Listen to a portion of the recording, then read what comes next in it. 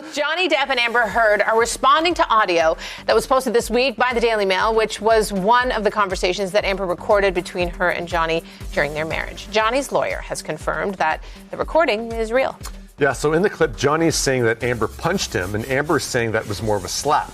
So Amber says, babe, you're not punched. I don't know what the motion of my actual hand was, but you're fine. I did not hurt you. I did not punch you. I was hitting you, God. I sometimes get so mad I lose it. I can promise you I can do everything to change. I can't promise you I won't get physical again. And Johnny is heard saying, I do not want to leave you. I do not want a divorce. I do not want you out of my life. I just want peace. If things get physical, we have to separate. Now, of course, Amber filed for divorce in 2016, alleging domestic violence. It became a very contentious divorce.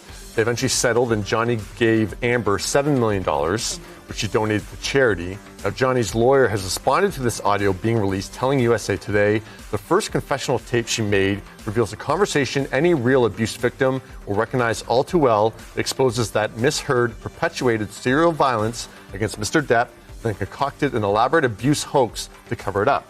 Miss Heard gives a motive for her violence. Mr. Depp was always trying to split to escape her abuse. And Amber's lawyer has also responded, saying the fact that a woman fights or talks back does not mean that she has not been the subject of repeated domestic violence and abuse. It's a myth to say, as Mr. Depp apparently is implying, that if Miss Heard slapped him, then she can't also be a victim.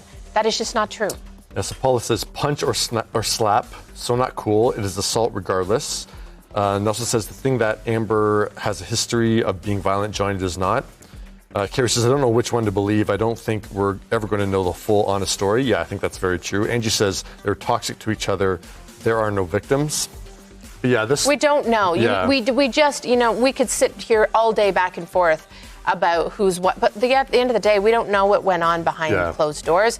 And at the end of the day, they're not together, which is a good thing. Right. Like, Faye says this whole story is messy. And yeah, like listening to that audio, it definitely doesn't sound good for Amber. But at the same time, you can't. Context. Yeah, but you can't all of a sudden throw all the blame on her. So you just don't know. So it's one of these situations that, it's just a complete mess. And so, at a certain point, it's like, well, at least it's over. They're out of each other's lives. They've both been able to move on. So I think at a certain point, just like, not bygones be bygones, but just kind of stay out of it at a certain point. For sure. Okay, so we'll move on. Why don't we do that?